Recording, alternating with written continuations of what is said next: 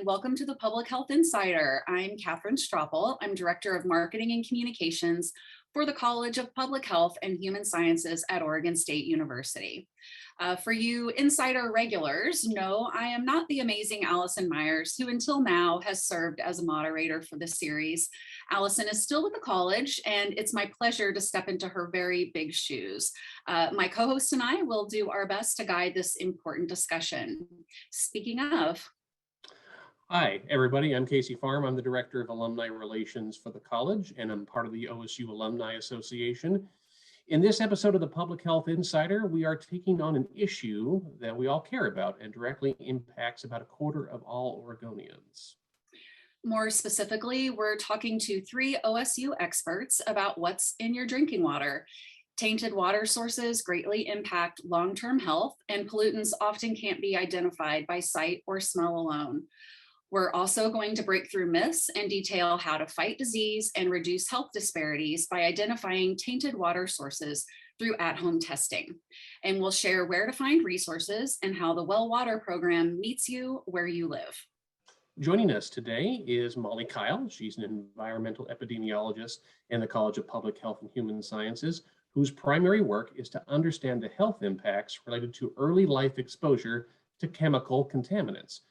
In addition to developing and evaluating well water safety programming, Molly has worked in Bangladesh to examine the effect of early life exposure to metals on children's health. And she's worked with Native American tribes to investigate air quality and chemical contamination in first foods. Veronica Irvin is the Celia Strickland Austin and G. Kenneth Austin III Endowed Professor in the College of Public Health and Human Sciences. And she uses a community-engaged approach to develop, implement, and evaluate behavior change programs across a comprehensive list of health priorities, including smoking, physical activity, nutrition, cancer screening, and safe drinking water. One of her primary areas of focus is breast cancer, cancer screening, and the role of health navigators. And rounding out our panelists today is the amazing Chrissy Lucas-Woodruff, and she is the Groundwater Quality Outreach Program Coordinator with the OSU Extension Service and OSU's College of Agricultural Sciences. A couple of logistic notes for you today. Following today's presentation, we'll leave about 25 to 30 minutes for question and answers from you, our audience. If you look now at the bottom of your screen, you will find a Q&A chat button. You are welcome to type questions at any point in time throughout the talk. So you can please do it during their presentation or during the Q&A chat portion. At the end of the presentation, our panelists will answer as many of your questions as they can before the end of the episode. Our webcast series is hosted by the OSU Alumni Association in collaboration with the OSU Foundation and the College of Public Health and Human Sciences, and is featuring the OSU Extension Service as a collaborating partner for today's episode. So before we get started, I'd like to note that this work is supported by a nearly $1.5 million grant from the National Institute of Environmental Health Sciences to develop and test a well water safety program for private well owners in Jackson County, Oregon. They'll be touching on this work during their presentation and sharing how what they learn in Jackson County could eventually help people across the state and even the nation. I'd also like to note that our college in particular, or in our college, we talk a lot about the power of working across disciplines, and this work with Extension is a perfect example. I know we're all looking forward to hearing from our presenters, so I'll stop talking. Molly, Chrissy, and Veronica, would you please turn your cameras on and say hello? To recap, we'll meet our presenters, we'll hear what they have to say, and we'll spend about 25 minutes taking questions. So please send them in. That's the run of the show. If everyone's ready, let's get started. That sounds great. Is that my cue to share my screen? So here we go. We just really want to thank you for inviting us to participate in the Public Health Insider series. We think this is a wonderful way to share some of the news that we're doing in the college with the alumni and our broader audience. So it's really nice to be here today to talk about our ongoing research study that we've nicknamed the Be Well Study because it is all about well water safety. Although its official name is quite long, it is the effectiveness and scalability of a home health navigator program to reduce environmental hazards. So Veronica is going to unpack that in her section a little bit later on. My name's Molly Kile, and later on in this talk, you're going to hear from Veronica Irvin and Chrissy Woodruff. But our team is larger than that. We also have Kara Baylog, who is an extension agent in Jackson County, and then Lily Anderson, who is a recent graduate of our MPH program here in the College of Public Health and Human Sciences. And before we begin, we would like to recognize the past and present contributions of Indigenous people. And our land grant acknowledgement reminds us that Oregon State University in Corvallis, Oregon, is located within the traditional homelands of the Marys River or Ampinfu Band of the Kalapuya. Following the Willamette Treaty of 1855, the Kalapuya people were forcibly removed to reservations in Western Oregon. Today, living descendants of these people are part of the Confederated Tribes of the Grand Ronde Community of Oregon and the Confederate Tribes of the Siletz Indians. Our agenda for the talk tonight is really kind of broken into three sections. I'll start us off by describing 3 common contaminants found in private wells in Oregon that are the focus of the Be Well study and the impact that they have on people's health. And then Veronica will explain how our study will test 2 programs that are designed to help homeowners remove these contaminants from their drinking water. And then Chrissy's going to round us out with discussing how OSU Extension Service provides science-based assistance to homeowners who have private wells. And in her section, she's also going to be starting to answer anyway, some of the questions that you've sent in when you registered for this talk. So with that, let's go ahead and get started by talking about the contaminants that we're focusing on in the Be Well study. And just as a brief reminder, since we did get an introduction, a lovely introduction from Catherine, but the Be Well study is a study that involves developing and testing well water treatment decision-making programs for private well owners. And we're going to be starting this project in Jackson County and focusing the 4 years in Jackson County. We did start this whole idea a few years ago, and we were able to get a small pilot project that we tested in Oregon that was funded by the Oregon Health Science University's Night Cancer Institute Community Partnership Program. So we're very grateful to them. And we grew that seed of an idea into this larger 4-year study that was funded by the National Institutes of Environmental Health Science. And we're currently in the 2nd year of this study. We're doing this study because 23% of the households in Oregon rely on private wells for their drinking water. We know that toxic chemicals are frequently detected in private wells at levels that are higher than what would be allowed in public water systems under the Safe Drinking Water Act.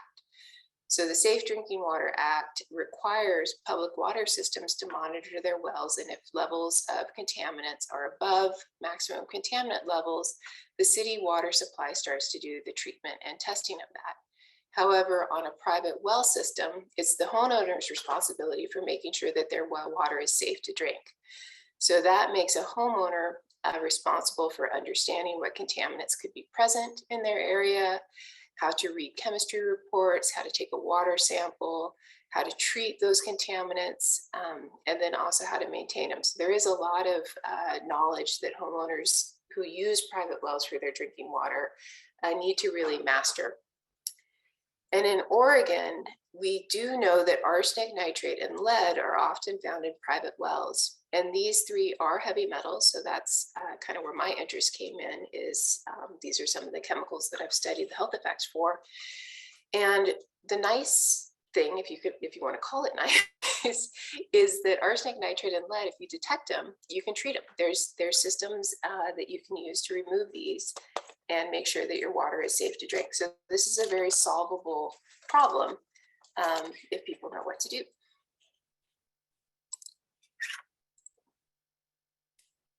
So we're going to start by talking about arsenic. And arsenic is leached into groundwater aquifers from volcanic rocks, soils, so many natural sources that are common in Oregon's geology. It can also be part of industrial emissions, areas that were treated with arsenic-containing pesticides, which fortunately are no longer allowed to be used. And it can also leach from older pressure-treated wood, that CCA wood, which, and the CCA stands for copper, chromium, and arsenic, which you can see still around, but fortunately was also banned in 2004. So these sources are common, particularly the volcanic rocks and soil in Oregon.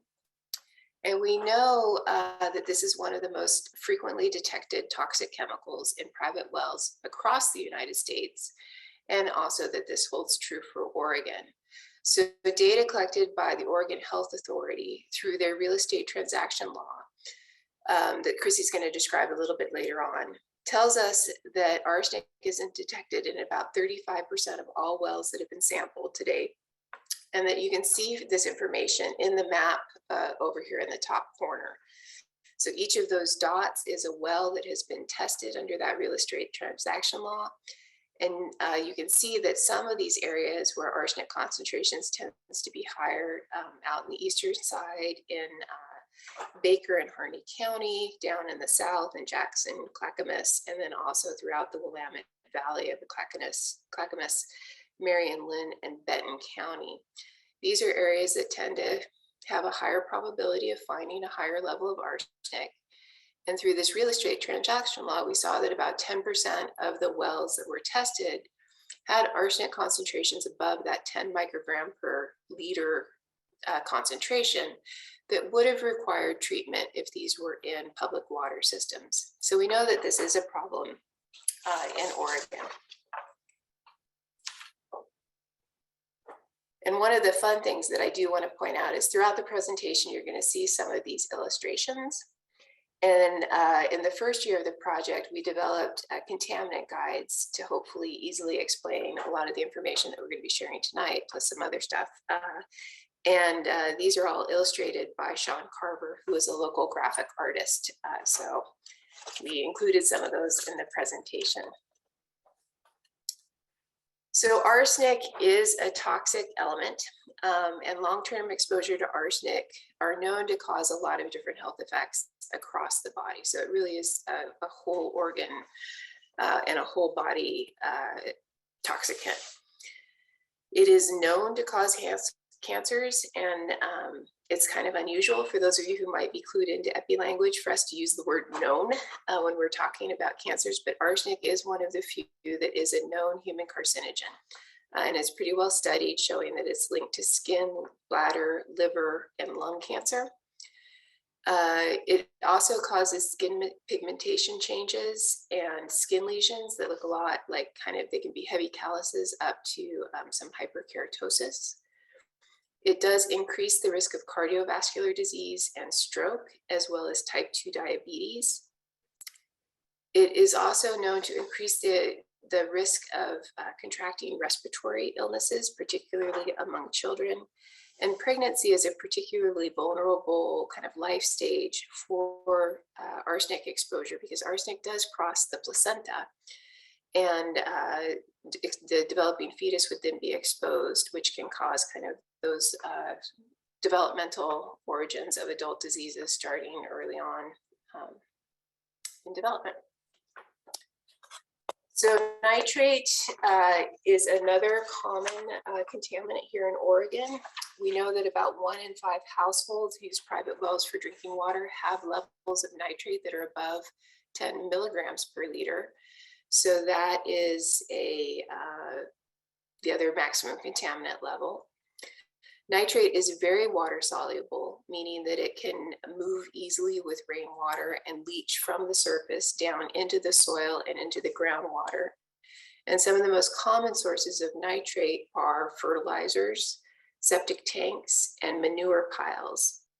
Again, the advantage of this is there are simple solutions to prevent nitrate from leaching into the groundwater by making sure that you're applying fertilizers according to the label, that your septic tanks are well maintained, and that even your manure piles, if they're covered with tarps like what you're seeing here in this picture, can help to reduce that leaching of nitrate from these surface sources into the groundwater. Exposure to nitrate in drinking water can cause health effects as well because it can bind to hemoglobin, which reduces the body's ability to carry oxygen.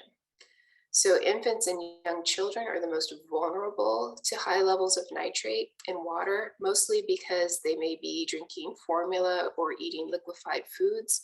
So the amount of nitrate that they get through the water source that's part of their diet is quite large compared to their little tiny bodies. And the most severe thing that can happen from that is a condition that's commonly called blue baby syndrome. So the children and the infants, actually, their skin develops a blue cast to it and a blue tint, which is just basically the nitrate binding to the hemoglobin and not carrying oxygen.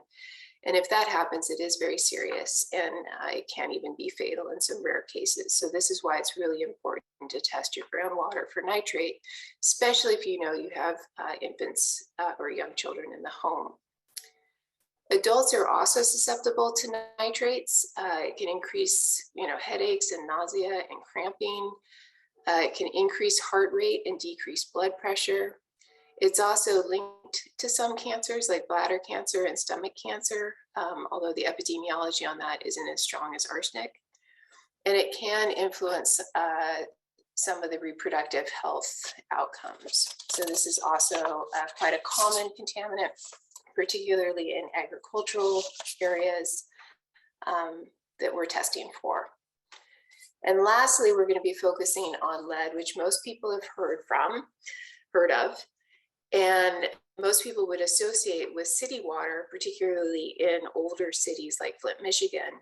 But the reality is that lead was not banned from home plumbing until 1986.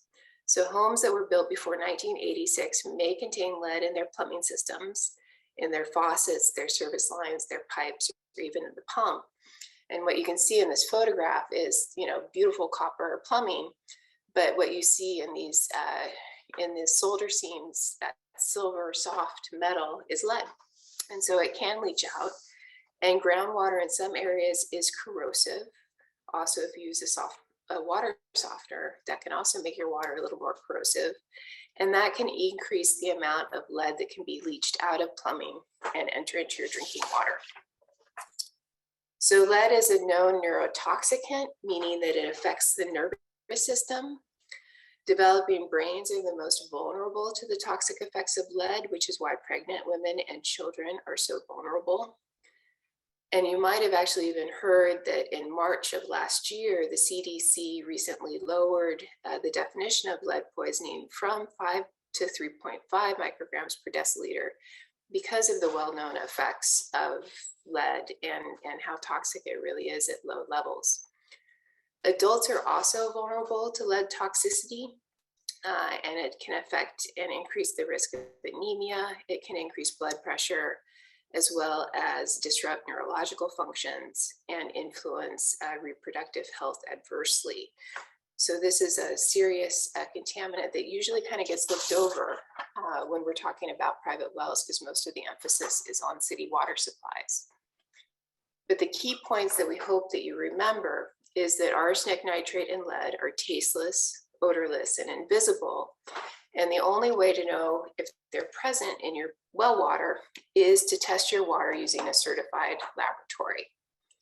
And with that, we're going to move over to Veronica, who's going to talk about testing programs. Hi, good evening. Yes, my name is Veronica Irvin, and I'll be talking about our program and how we plan to test it. Next slide, please.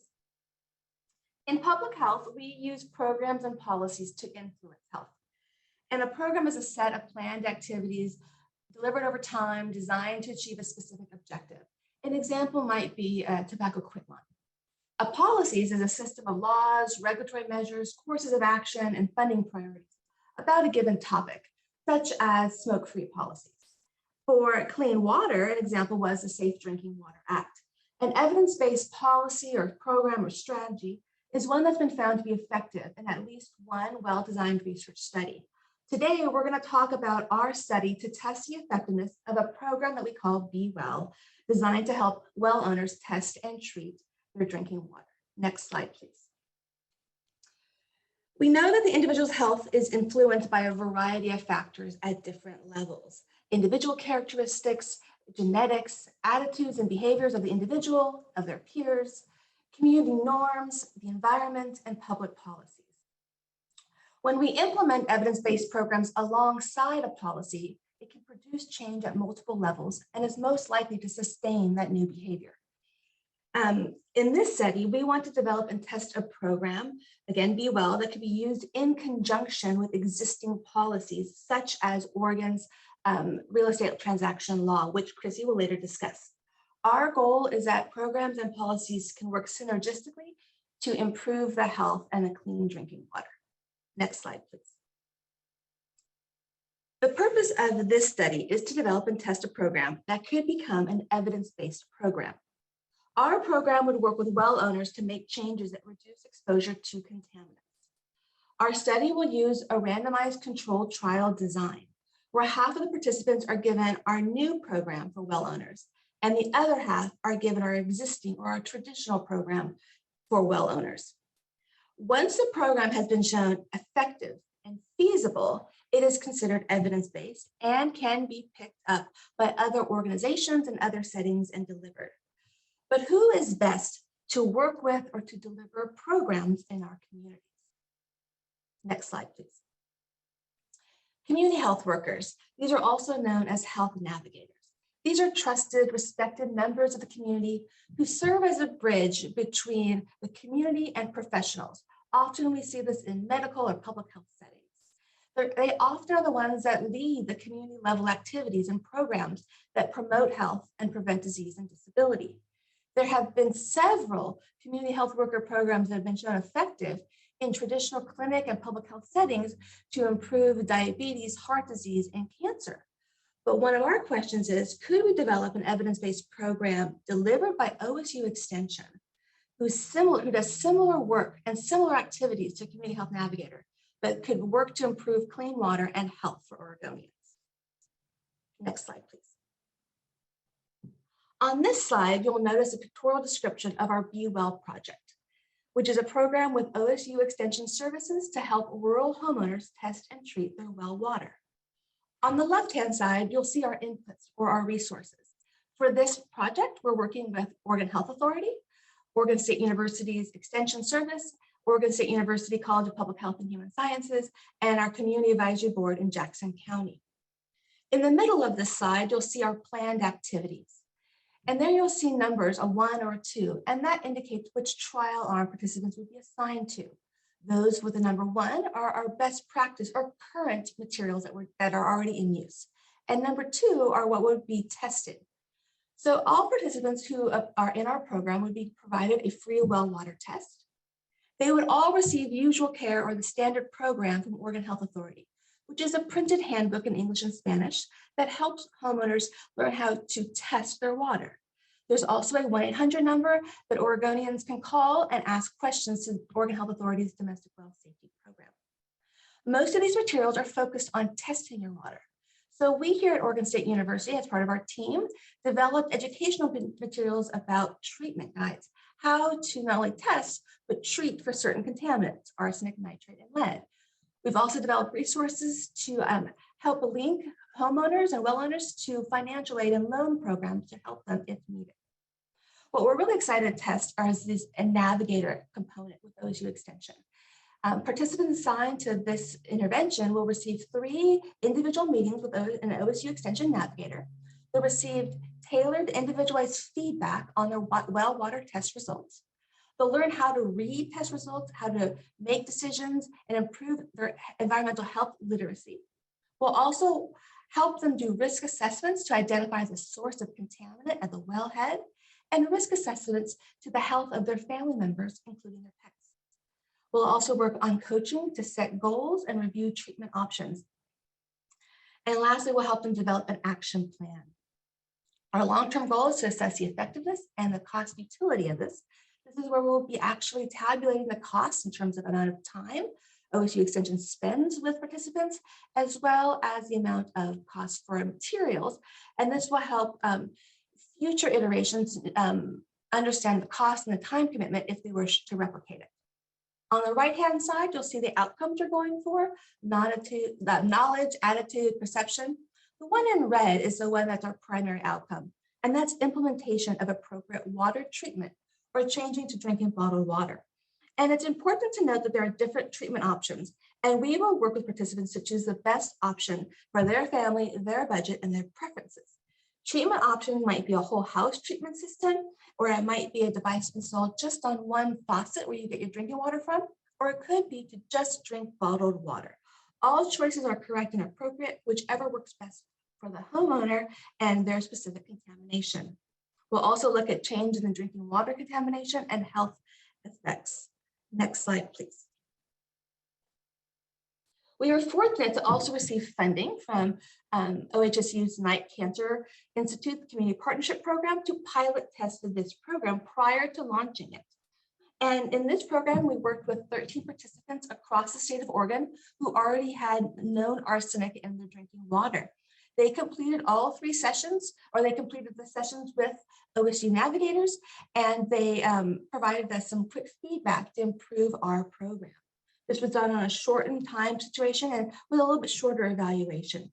So far, 8 have completed all 3 sessions and follow-up, and I'll be presenting some of our preliminary results on the next slide, please. What we learned from our pilot test was that the education with an OSU Extension Navigator led to 75% of homeowners to address arsenic water treatment. 2 of our participants made no change. 1 continued to have a very low level of arsenic and didn't make a change. 1 continued to drink bottled water, reviewed other options, but decided to stick with drinking bottled water instead of making a change. 2 of the homeowners did install a new treatment system, either a whole house or an individual faucet. And 4, this is what we really learned from this pilot, is that homeowners were already working to improve their well water. And 4 already had treatment systems installed, but they weren't working properly. So through this program, 2 learned the correct type of filter or resin they needed to include. 1 of them moved from a whole house to just a point of system, 1 faucet to have easier maintenance. And 1 had a lot of different systems already included, but they weren't working well together. So actually learning which pieces to remove in order to keep the one that efficiently worked on their system. Next slide, please. What's really exciting to me as someone in behavior change is knowing that the fidelity of the program, how well the program was implemented as intended. And we measured this through quality control tracks. We measured this through participant self-report of what went on during their sessions with the OSU Extension staff. But we also then asked them, okay, after your sessions, what did you do? And so what we learned is that over 75% actually discussed different treatment options with their household. Over a third reviewed different financial options to kind of help them choose a water treatment system. Almost 2/3 looked into different treatment devices. Over a third installed a new treatment device. And again, about 2/3 performed maintenance by themselves. Some contracted with a provider. 25% did look into a home loan program, although none did use it. And what's exciting about these results is that it gives further support that our program helped well owners to take very specific steps that match our program activities and help them determine the best change for them to their drinking water system. Next slide, please. So why use OSU or other extension service faculty and staff as health navigators? And our pilot program has shown that OSU Extension Service can act and does act as a bridge between the community and professionals that can directly improve health. You can see from this slide the possibility with OSU Extension to replicate successful programs across sites and counties. Next slide. Often you'll hear the word scaling up, and this is the deliberate effort to increase the impact of a successful intervention or program so that it can benefit more people. Our hope is to scale Be Well horizontally. That means it would expand, if successful, it would expand to other sites, other extensions in other counties, states, or other organizations like health departments. It also might vertically scale up with being implemented in conjunction more with policies. For instance, if states require testing during real estate transactions, Should they make programs available to the public to help homeowners understand how to take these tests and what those tests mean? Next slide, please. Our next steps is we've convened an advisory board in Jackson County to review our well water testing materials and intervention. We've conducted focus groups and we have a few more coming up. We review all of our materials with focus groups. We'll be working next month with the Spanish-speaking community members to review our Spanish language materials. We're also going to begin recruitment for our larger trial in Jackson County in early next year, 2022. We're going to be inviting 4,000 households for a free well water test and plan to enroll about 250 into the Be Well program. Thank you.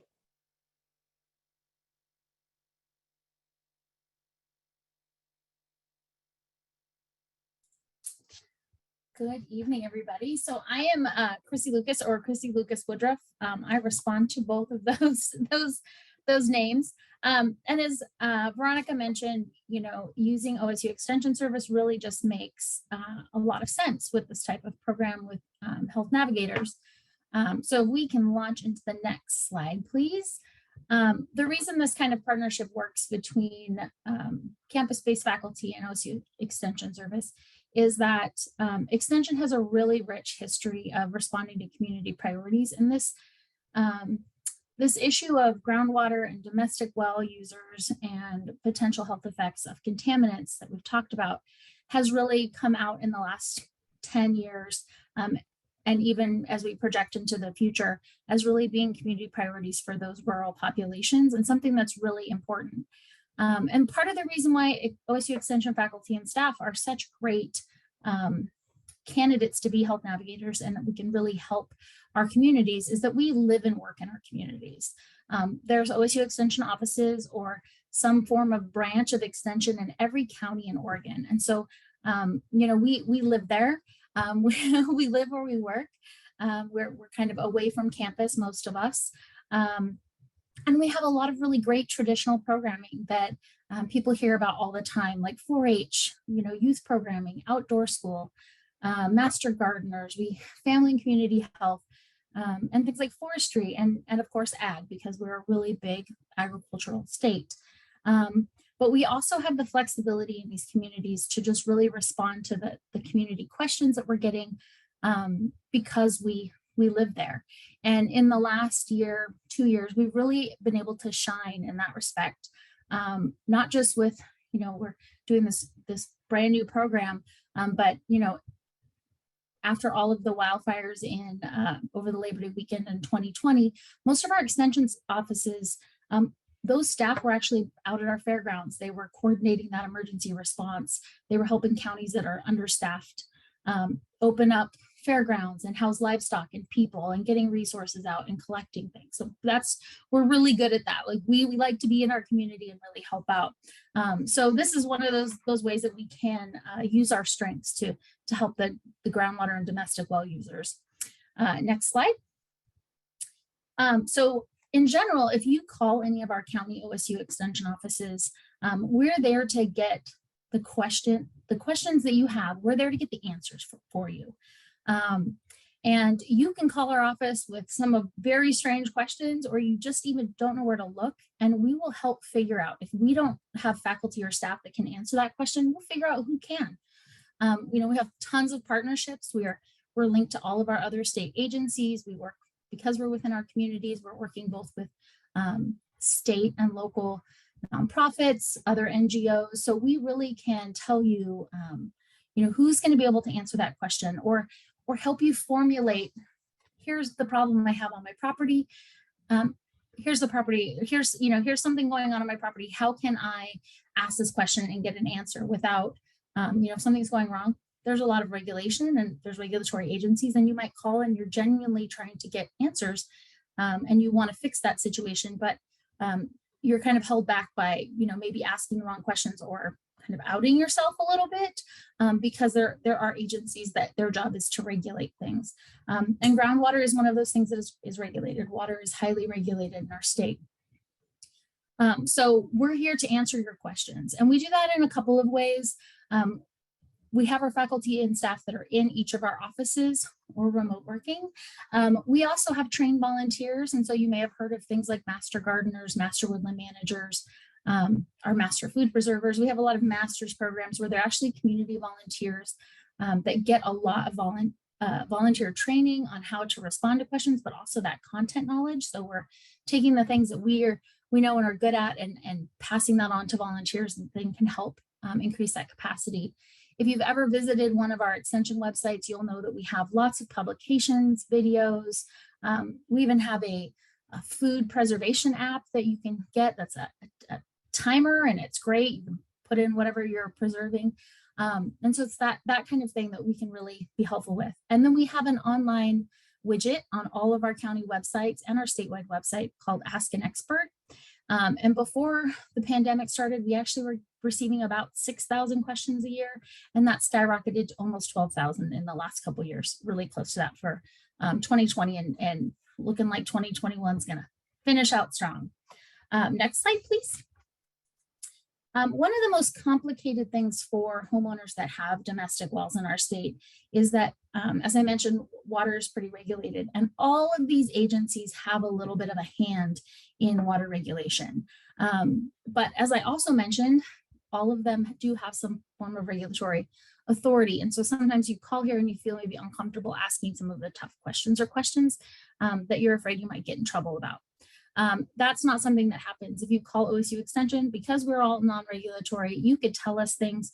I mean, we don't necessarily want to know that they're happening, but we want to help you fix those problems. So if your septic system is backed up, your well head maybe is not looking great, it's completely open, things that you have questions about, and we're here to answer that and not make you feel bad about it, because we're really here just to support you in making changes or making fixes to ensure the safety of your household, and also taking care of the land.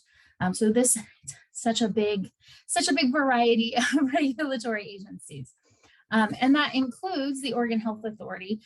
So next slide. You heard a couple times we talked about the real estate transaction law, which is great because we've actually been able to get some data that otherwise, because there's no testing requirement for private wells, and nobody's going to send you a card that says, hey, it's time to get your well test this year if you live on a rural property.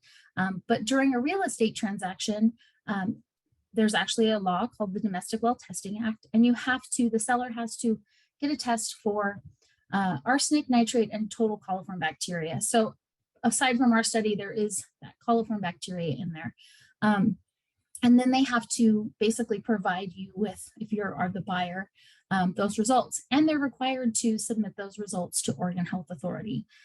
So this is really important. This is where we've been getting a lot of data as real estate, especially rural real estate, changes hands, private wells. We're getting that data in, which has helped us learn areas in our state that maybe we didn't think had arsenic before, or wasn't likely to have arsenic or nitrate. And now we're seeing areas we didn't necessarily expect arsenic and nitrate to show up, popping up. These tests do have to be run by a certified drinking water lab. So it's really, it's important to make sure there's a lot of procedures there. So if you are planning on buying or selling a home in the state of Oregon, really pick a good real estate agent that has good rural property knowledge, because you don't want to purchase a house because this law only says that you have to get the water tested. It doesn't actually say that that water has to meet any safety standards. So it's just about the testing. Next slide, please. So what's in my water? These are pretty much the most common things. And Molly, you can populate that slide if you want. These are pretty common concerns. When people call my office, I'm that person at the extension office that gets the phone call or the email. So dissolved minerals that are basically coming from the rocks, from the geology. Iron leaves an orange or a reddish brown stain. It's annoying. It's not going to hurt you. It could actually have a metallic smell or taste. Chances are, if you have iron in your water, you're probably not anemic. Manganese will actually leave a purple stain. And this, when I say staining, I mean like on your fixtures, primarily your toilets, where you're going to see the ones that are the pretty colors. Manganese itself right now is not considered something that can cause health effects, but long-term, there's always studies going on because we want to know if people are consuming some of these other contaminants, long-term, is there a health effect. Calcium carbonate is by far my favorite. It leaves the white stain. So anytime water gets on a fixture, it leaves that white spot. And it's going to basically, it's basically what people think of as hard water. So it's that mineral that really contributes to the hardness. And then arsenic, which is invisible, tasteless, and a health concern. The other two we see not quite as often, but are dissolved gases. Hydrogen sulfide will give you that rottenate smell, and iron bacteria leaves you a slime or sheen on the water. Next slide. Molly mentioned nitrate. That's one of those contaminants that can move through the soil. And so pesticide breakdown components, not the pesticide, but how that breaks down. Fuels and industrial chemicals also have the ability to move through the soil pretty rapidly. So it's always important to think about what you're putting on the surface, what you're doing on your land. Next slide. The one we're not doing in our study, but are really important, and you've heard me say it in that real estate transaction law, is the coliform bacteria. You should be testing for this pretty regularly, every 1 to 3 years, along with nitrate and arsenic, kind of on a well checkup. But there's a really broad group of bacteria called coliform. And then if we get into the next level is fecal, and E. coli is that specific one that comes from primarily septic systems is failing, as we're going to see, or manure piles that are not covered. And these fecal coliforms can cause illness. So most commonly we hear about it in food safety, but also you can get it into your well water, and it can cause anything from digestive upset to, unfortunately, death, depending upon the level and how long you've been consuming it. Next slide. So why or how do I test? Really, it's important to determine what you're testing for. Are you testing because you're worried about your health? Are you testing for a well checkup? That's the nitrate, arsenic, coliform bacteria, and lead. Contaminants that you're just wanting to treat for. Do you have iron? Do you have hard water? There's a lot of things that you're scrubbing on your sink to get off. That's the stuff that you want to, you only want to test where you have it. You can see it. It's visually there. You can see it, smell it. You're only going to get a test to figure out the level of what's in your water, so you can figure out what treatment system you want to buy. Do you need the platinum treatment system when you only have the bronze level of iron? No. So you want to match your treatment to the water that you have. Always use a certified drinking water lab.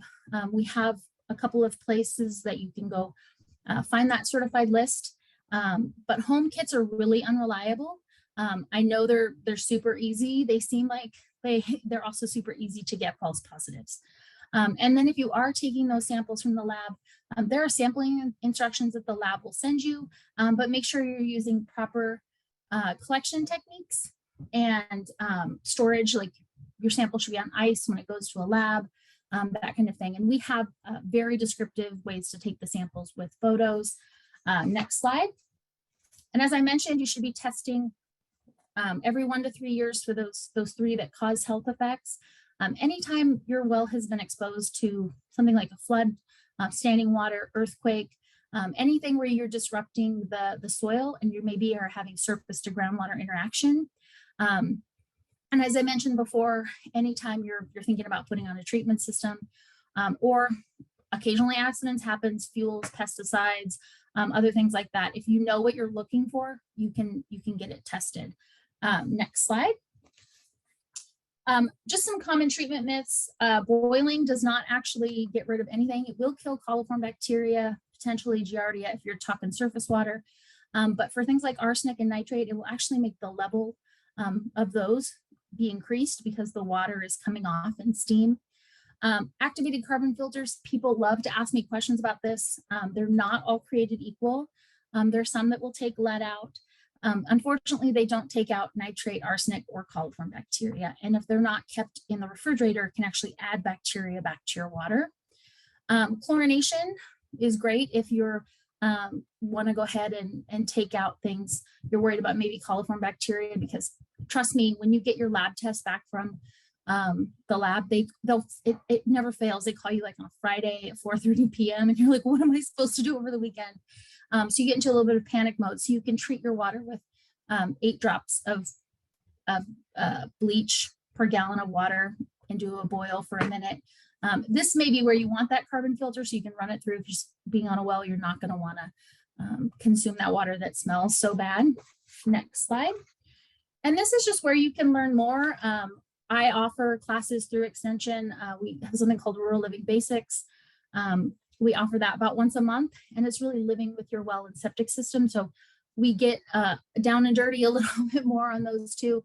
It's about a 2-hour webinar, and you can ask all the questions about your personal situation because every well and every septic's a little bit different.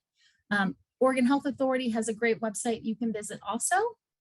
Our Extension Small Farms program offers a lot of classes about land stewardship, managing your land, your pasture, keeping your soil healthy, manure management, anything you could imagine on small rural acreages. We probably have someone who can help you with that land because anything you do on the surface of the land can impact your groundwater.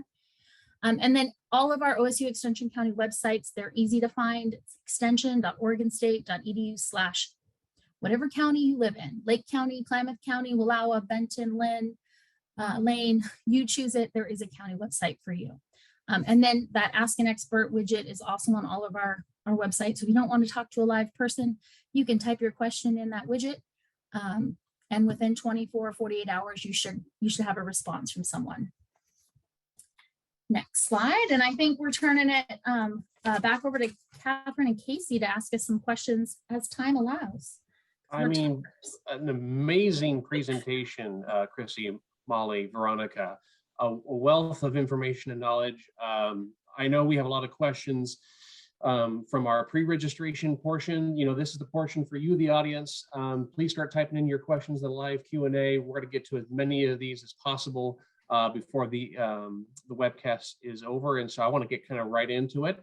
And Veronica, Molly, Chrissy, please feel free to jump in on whomever you think would be best to at least start off answering the question. We can just kind of bounce around as you see fit.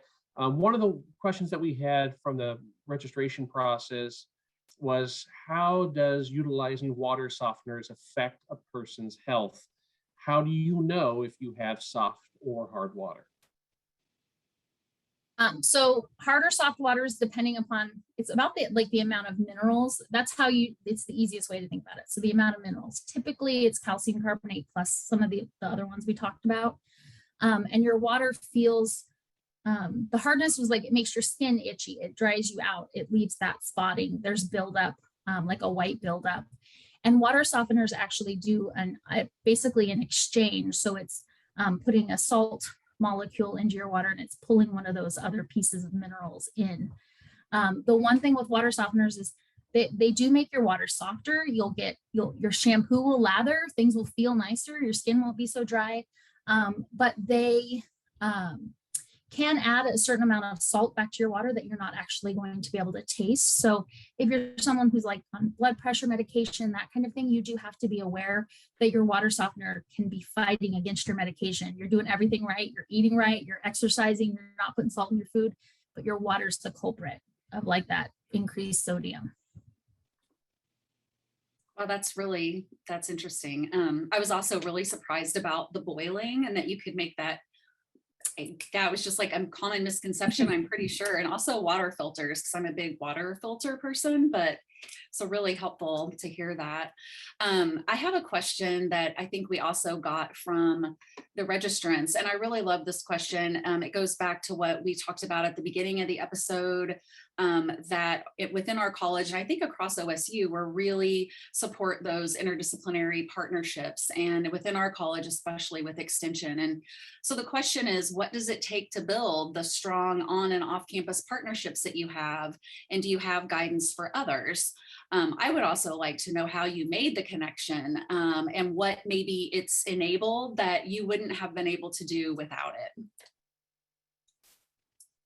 And anyone can jump in. Yeah, well, I'll start this as I came here in 2011 when the college was becoming newly kind of certified. And at that point in time, my academic career was very much in arsenic and health effects, and most of my research was being done in Bangladesh. But I came here because this is kind of arsenic country, so I figured I could do some research in Oregon. And early on, I met Chrissy, and she's fabulous. And I think and then Veronica was hired a couple of years later, and she's fabulous.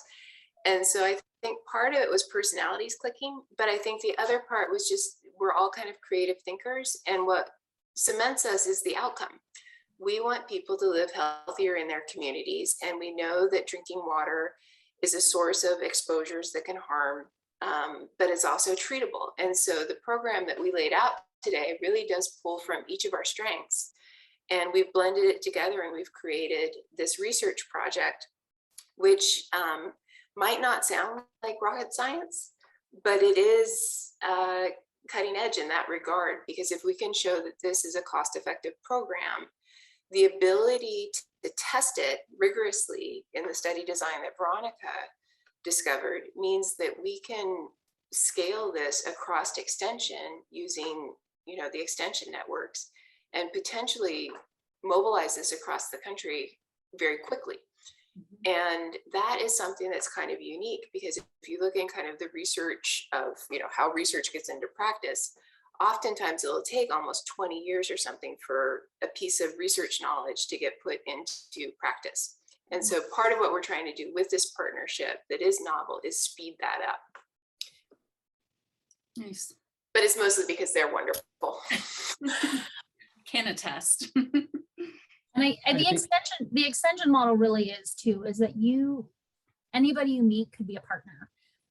We have programming that, that crosses all the time. So our ag program, can do cross programming with our family community health for food preservation. And that's part of our small farms program, and selling direct marketing at farmers market. So everybody's a partner. You just have to figure out how to fit all the pieces of the puzzle in, and not be afraid to ask. And I think that is part of, because extension is already in each person's community. That's how we make it work. And if we can grab our campus colleagues to help us with that, even all the better. It's interesting that you mentioned about Oregon being arsenic country. I don't think we're to see that in any kind of billboards anywhere really kind of advertising it, but it does lead me to like an arsenic twofer.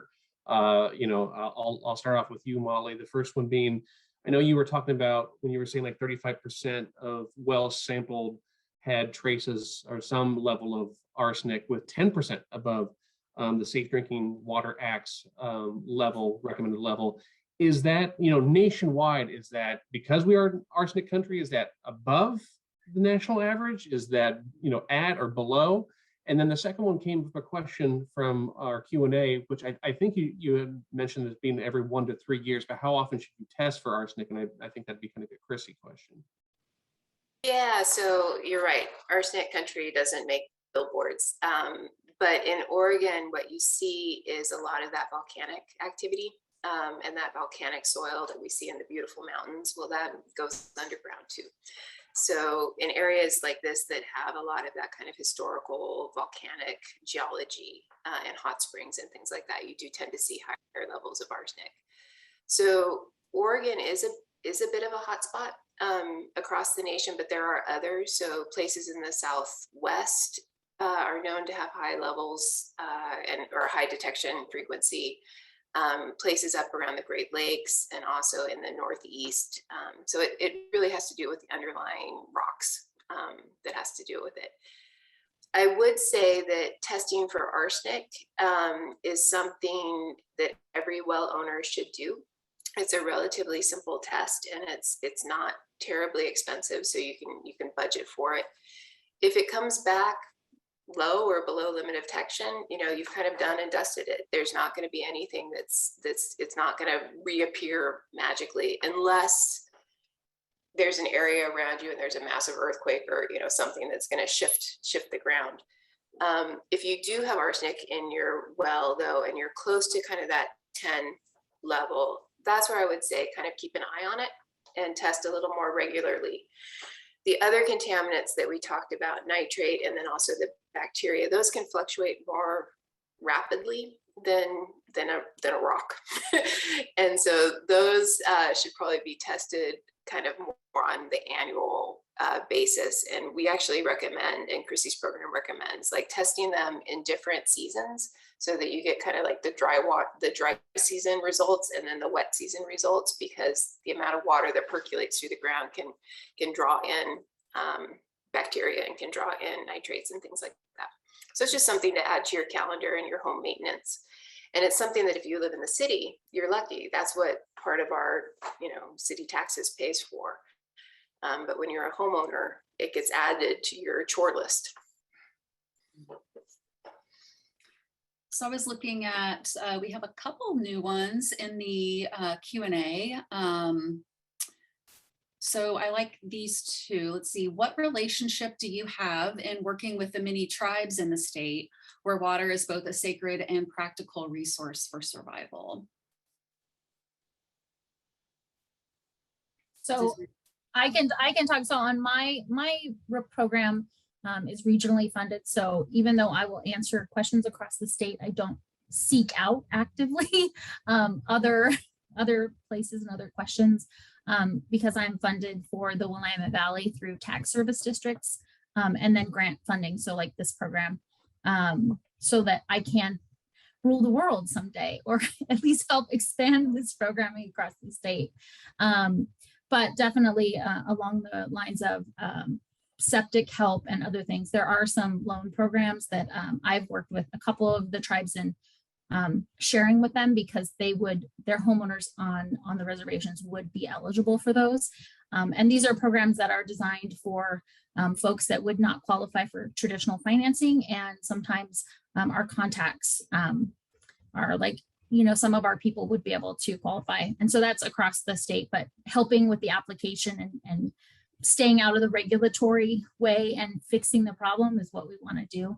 But I think Molly's had a little bit more interaction in Eastern Oregon. Yeah, so the Be Well program isn't going to include a tribal nation. Many of the tribal governments have their own domestic well water, private well water, and groundwater and surface water management programs. So many of them use their own sovereignty to monitor their own water quality issues. However, there's always a resource need. So, and they have different issues. They also tend to be areas where surveillance might not be as widespread as some of the other areas. So it is an area of concern. And often tribal nations have been moved into areas that weren't ideal, where the reservations got set up. So it is an important issue, and I highly recommend and would like to work with tribes to help improve their well water surveillance. But many of them are already doing it. Nice. Okay.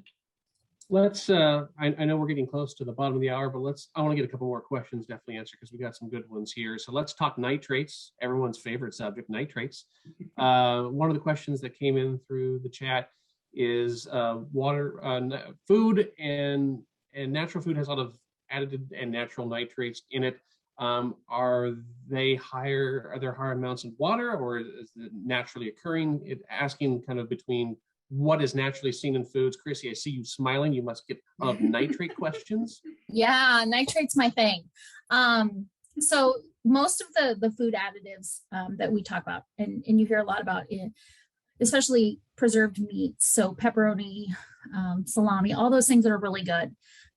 They have sodium nitrite and sodium nitrate. So it is linked already with sodium. So it's already something we're not supposed to have. But nitrate, that version, Veronica's laughing at me, but also arsenic. So the Safe Drinking Water Act, when we determine those levels, when the science and the researchers were determining the Safe Drinking Water Act levels, part of the reason why they have such low levels is we're already consuming in our food sources some of those. So nitrate, nitrite, even though it's linked with sodium, it will break down in your body in a similar way.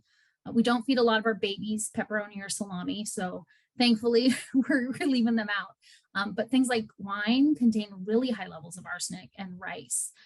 So I prefer to save my arsenic consumption for things like wine and rice, and not have it in my drinking water. But you're also consuming a lot of water. So ideally what like 60, at least 64 ounces a day if I did my math right. So I did graduate from OSU, so I've got some skills there, I think. So that is part of why our levels in drinking water are so low, is you consume a lot of water, but we're accounting for what we're consuming in our foodstuffs already.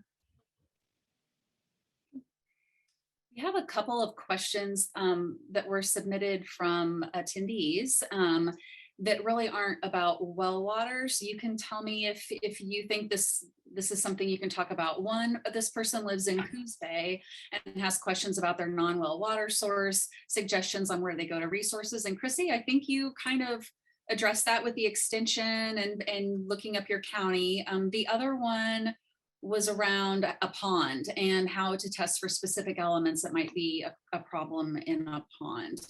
Are either of those things that you can address? Yeah, so ponds, that is one of the things that that may be like one of the only things OSU doesn't have a specialist in, but there are some people out there that can help with local soil and water conservation districts, so I would reach out to them. There's not a lot you test for in a pond unless you're worried about fish die-off.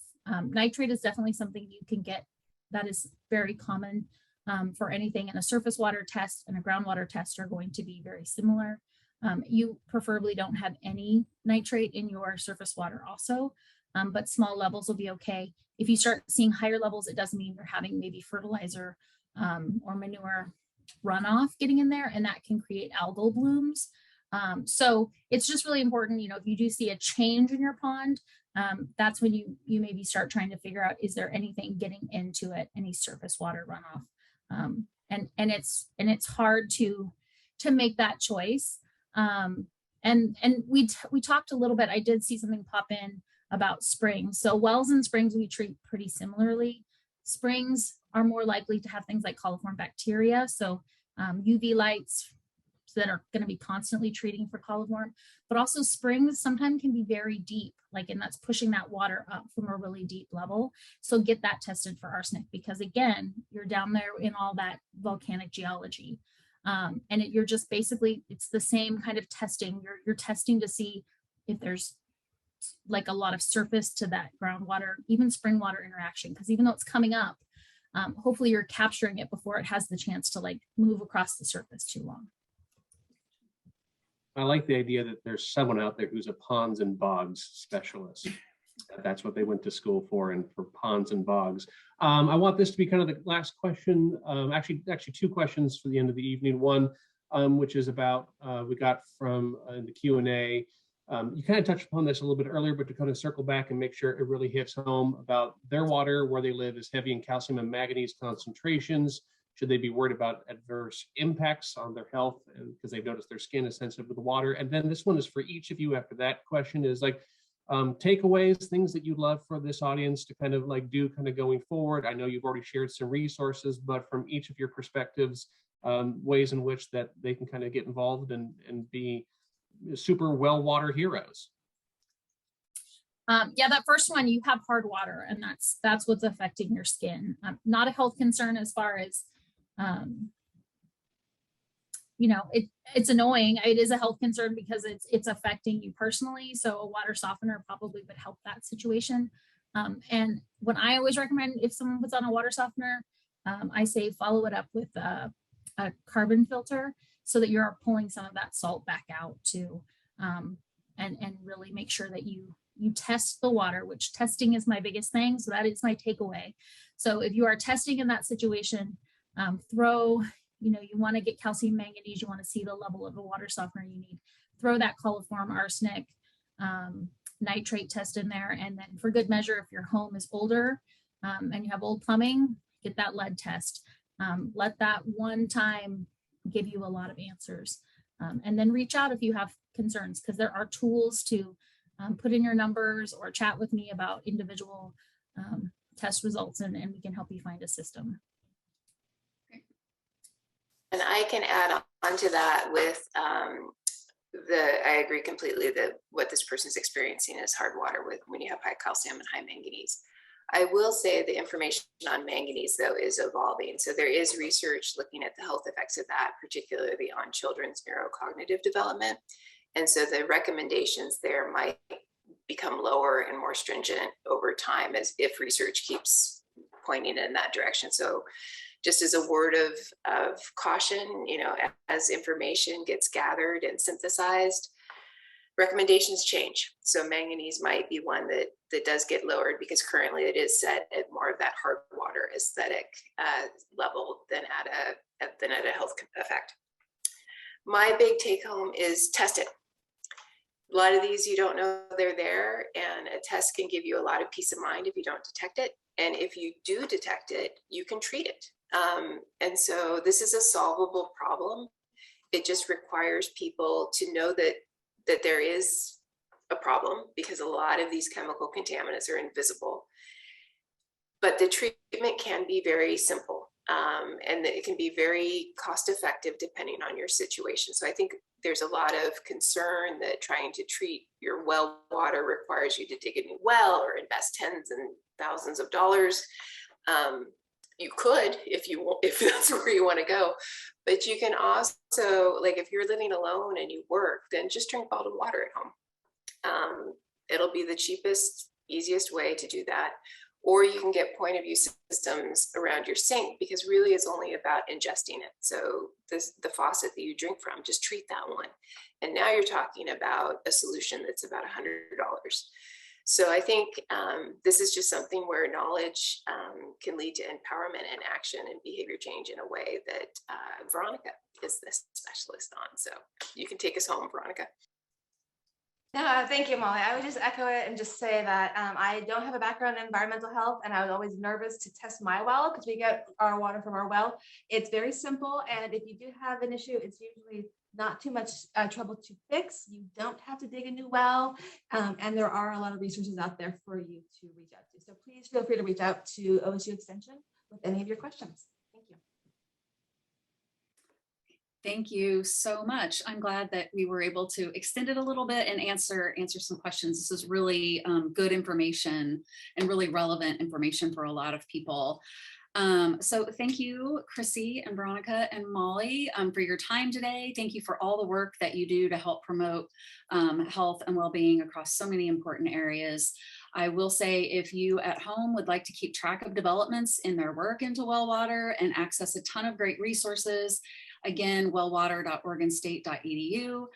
If you'd like to share this information with your family or your friends, we'll be posting a video and a story from today's presentation at synergies.oregonstate.edu. And I just want to thank everyone so much for their time this evening. And I appreciate it, Catherine. You know, your time as well, and to each one of our panelists. One thing to know for our audience members is that each of you will be receiving the brief survey in your inbox at some point in time tomorrow. We greatly appreciate if you could take a moment to fill that in. It only takes a couple of minutes, and it really helps us out to make sure that we're bringing the kind of programming that you see here in the Public Health Insider and other parts of the college that you are most interested in. And so that's a great feedback loop for us to hear from you. So please do that.